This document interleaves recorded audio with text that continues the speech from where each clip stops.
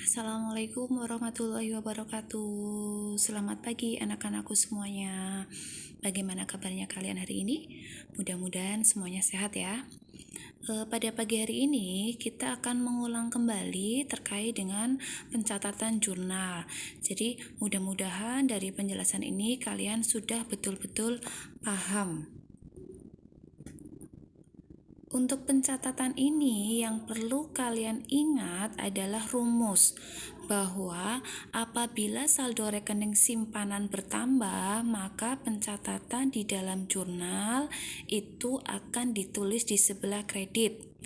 Kemudian apabila saldo rekening simpanan itu berkurang, maka pencatatannya ditulis di sebelah debit. Apapun jenis simpanannya, apakah itu simpanan tabungan, simpanan giro, maupun simpanan deposito. Termasuk juga apakah akad yang digunakan itu mudhorobah maupun wadiah. Jadi tinggal mengikuti saja.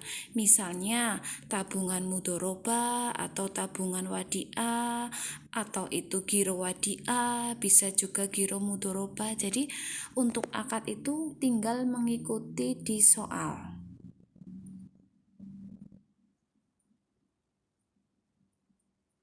Ya, jadi ini yang tadi sudah Bunda jelaskan bahwa simpanan itu bisa berupa tabungan, giro maupun deposito, dan akadnya itu bisa menggunakan akad wadiah atau akad mudhorobah.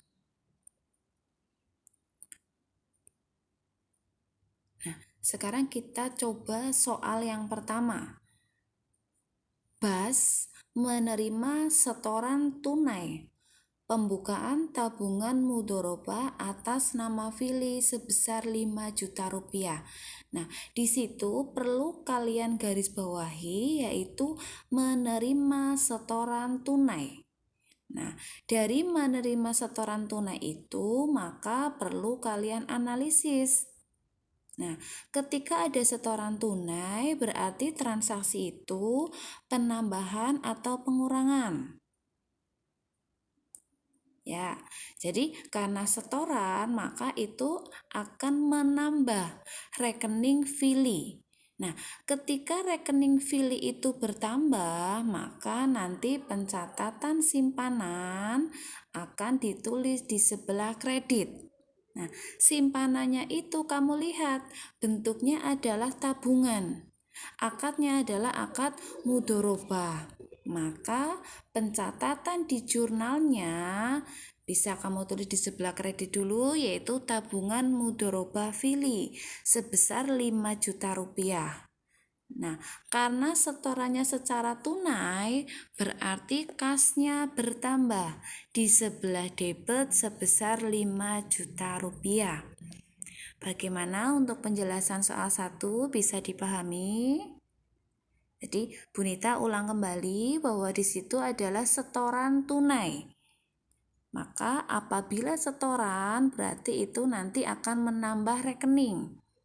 Apabila terjadi penambahan rekening, maka tabungan itu nanti akan ditulis di sebelah kredit. Sedangkan debitnya adalah karena tunai maka kas.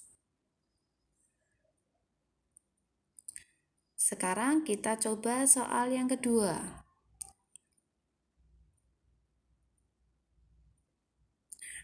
Soal yang kedua yaitu Risti menerima bagi hasil tabungan mudhorobah dari Bas sebesar Rp50.000. Nah, sekarang kalian perhatikan. Di situ sudah Bunita garis bawahi bahwa menerima bagi hasil. Maka itu termasuk ke dalam transaksi penambahan rekening. Apabila penambahan, maka tabungannya di sebelah kredit.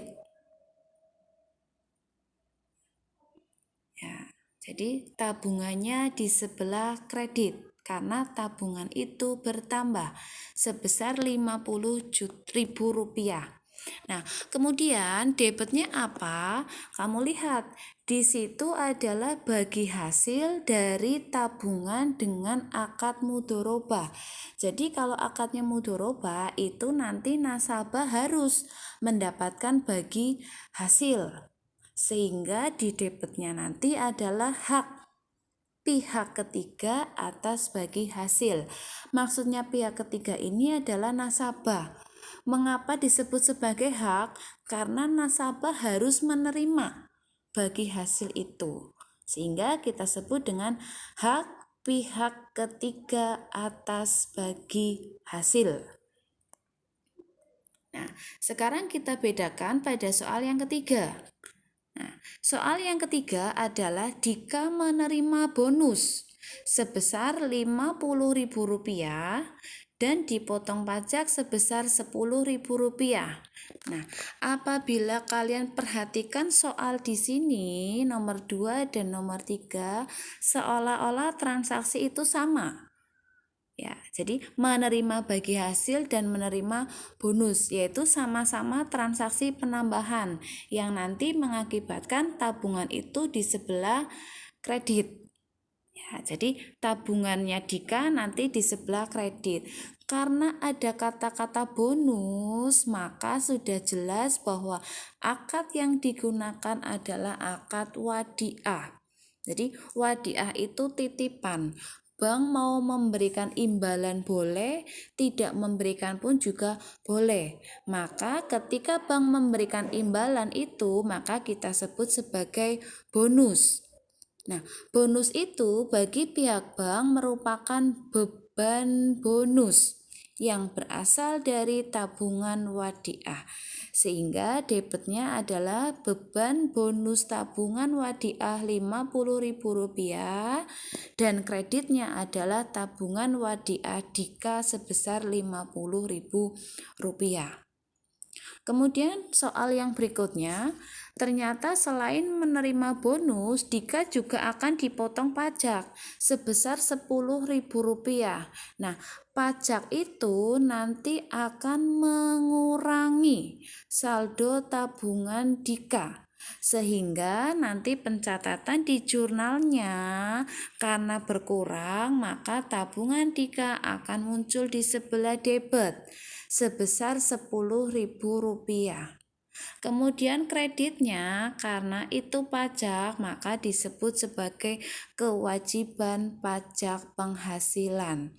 Yang namanya pajak itu iuran yang wajib disetorkan oleh masyarakat, sehingga kita sebut sebagai kewajiban pajak penghasilan.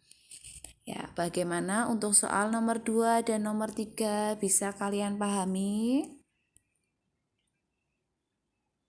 Sekarang kita berlanjut mencoba latihan soal yang keempat.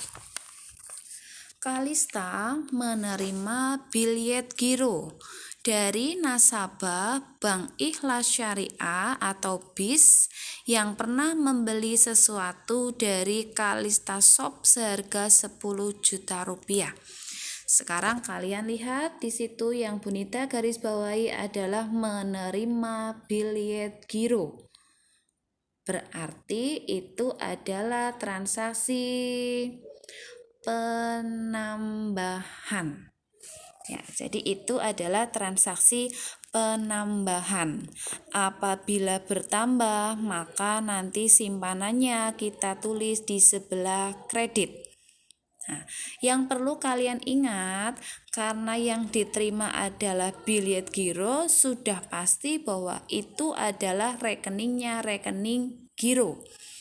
Nah, karena pada rekening giro itu bisa menggunakan cek atau secara tunai dan bisa juga menggunakan biljet giro atau pemindah bukuan.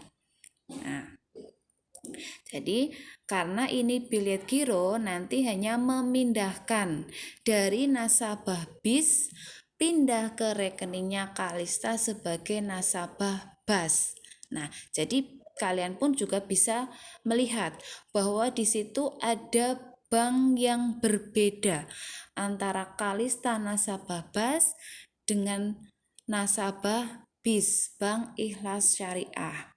Nah, maka jurnalnya yaitu di sebelah debit adalah giro Bank Indonesia sebesar 10 juta dan kreditnya adalah Giro Wadiah Kalista. Mohon maaf di situ kurang kalista ya. Jadi Giro Wadiah Kalista sebesar 10 juta rupiah.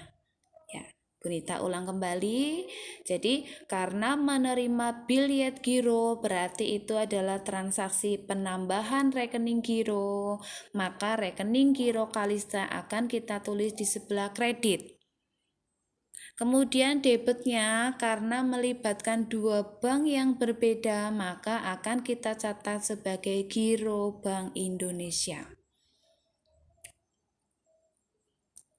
Dan yang terakhir soal yang kelima, yaitu Dita mencairkan deposito mudoroba sebesar 50 juta rupiah. Pencairan dilakukan secara tunai. Sudah Bunita garis bawahi bahwa di situ mencairkan deposito. Kalau mencairkan berarti nanti rekeningnya akan berkurang.